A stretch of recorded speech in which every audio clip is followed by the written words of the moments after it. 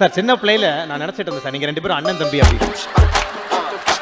அண்ணன் தம்பிகள். ஒரு சின்ன ஃப்ளாஷ்பேக் தான் சொல்லணும் அதுக்கு. என்ன நல்லதா சொல்லுங்க. நல்ல சந்தோஷங்கிற கேரக்டர் அப்படின்னு கூப்பிட்டு திருச்செல்வம் அந்த கேரக்டர் நீங்கள் தான் பண்ணுறீங்கன்னு. ஐயோ என்னாலாம் முடியாது, என் ஒய்ஃப்கிட்ட கேட்கணுங்க, என் பொண்ணு கேட்கணுன்னாரு. அடுத்து கேட்டு அவர் நடிக்க வைக்கிறதுக்குள்ள நான் தாங்க டென்ஷன் ஆனேன். நான் சின்னத்திரை பற்றி எனக்கு ஒரு ஐடியாவும் இல்லாத பொழுது திரைத்துறை பக்கம் பயணித்து சவுண்ட் இன்ஜினியராக ஒர்க் பண்ணிட்டு இருந்த அந்த காலகட்டத்துக்கு அப்புறம் படங்கள்லாம் ஆர்வத்தில் கதை எழுதி வச்சுக்க வாய்ப்பு தேடும் பொழுது அது சரியாக அமையாத பட்சத்தில் எனக்கு சின்னத்திரையை அறிமுகப்படுத்தியவர் அவர் தான். மணிமேகலை, எனக்கு சின்ன பிள்ளைலேருந்தே ஒரு டவுட். நான் சின்ன பிள்ளையா இருக்கும்போது இந்த டவுட் இருந்தது. இப்போ ரெண்டு பேருமே கருப்பு சட்டை, ரொம்ப வருஷம் கழிச்சு ரெண்டு பேரும் ஒரே மேடையில் ஒன்னா பார்க்குறோம். நான் கேட்டுறவா? கேட்டுறியா? சார் சின்ன பிள்ளையில நான் நினைச்சிட்டு இருந்தேன் சார் நீங்க ரெண்டு பேரும் அண்ணன் தம்பி அப்படின்னு.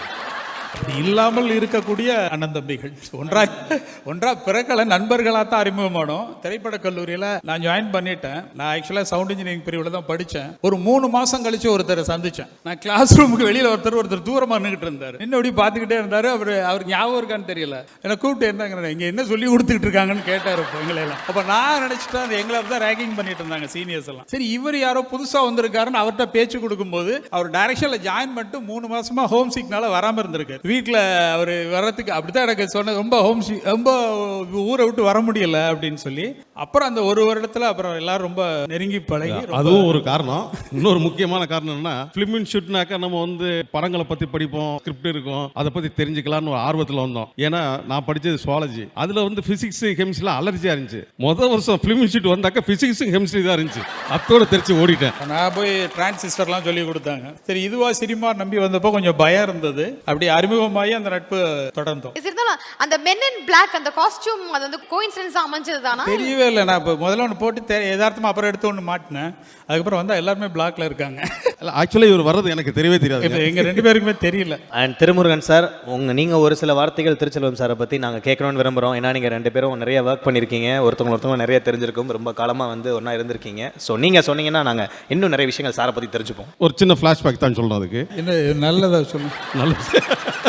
எங்களுக்குள்ள நிறைய ஹியூமரஸான விஷயம் நிறைய இருக்கு. அப்போ வந்து நான் வந்து ரேடன் டிவிக்காக காவிரின்னு ஒரு சீரியல் ஆரம்பிச்சிட்டு இருந்தேன். அந்த நேரத்தில் வந்து அப்போ வந்து இவர் பிரசாத் லேபில் வந்து சவுண்ட் ரெக்கார்டிஸ்டா. ஏன்னா என்னோட டிப்ளமோ ஃபிலிமுக்கு இவர் தான் சவுண்ட் ரெக்கார்டிஸ்ட். அப்போ ப்ராசஸிங் படித்தவர் டைரக்டர் விக்ரமாதித்தன். நாங்கள்லாம் ஒரே செட்டு. அவரும் இன்னைக்கு மிகப்பெரிய டைரக்டராக இருக்கிறாரு விக்ரம். அப்போ வந்து இவர் ரிசீம் எடுத்துகிட்டு வந்தார். நான் வந்து உங்கள்கிட்ட அசிஸ்டண்டாக சேரணும். ஏங்க வந்து சேர வேண்டியதானே, இதுக்கு ரிசீம் எடுத்துகிட்டு வரீங்க அப்படின்னு சொல்லிட்டு. அதுக்கப்புறம் பார்த்தா காவேரியில் ஒர்க் பண்ணார், மெட்ரோவில் ஒர்க் பண்ணார். எனக்கு மறக்க முடியாத விஷயம் என்னென்னா, மெட்ரோலியில் இவரை கூப்பிட்டு ஒரு கேரக்டர், மெயினான கேரக்டர் பண்ண வைக்கலாம், சந்தோஷங்கிற கேரக்டர் அப்படின்னு கூப்பிட்டு திருச்செல்வம் அந்த கேரக்டர் நீங்கள் தான் பண்ணுறீங்கன்னு. ஐயோ என்னாலாம் முடியாது, ஏங்க முடியாது, என் ஒய்ஃப்கிட்ட கேட்கணுங்க. அப்புறம் கேட்டு ஒரு வழியா ஒய்ஃப்கிட்ட கன்வின்ஸ் பண்ணிட்டேங்க, என் பொண்ணை கேட்கணுன்னாரு. அடுத்து கேட்டு அவர் நடிக்க வைக்கிறதுக்குள்ள நான் தாங்க டென்ஷன் ஆனேன்.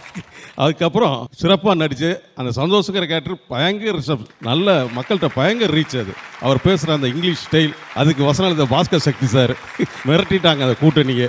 ஸோ அப்படித்தான் இவர் நடிக்க வந்தார். இவர் சவுண்டு படித்தாலும் அவர் பாசிங் படித்தாலும் அவங்கள்ட்ட இருக்கக்கூடிய இயக்குதல் திறமைங்கிறது என்னால் அப்போவே ஜட்ஜ் பண்ண முடிஞ்சு. ஸோ அதுக்கடுத்து வந்து 2 பேருமே ஷைன் பண்ணிட்டாங்க. அதில் பெரிய பெருமை. அது இன்னைக்கு இந்த அளவுக்கு வளர்ந்துருக்கிறதுல வாழ்த்துக்கள். தேங்க்யூ.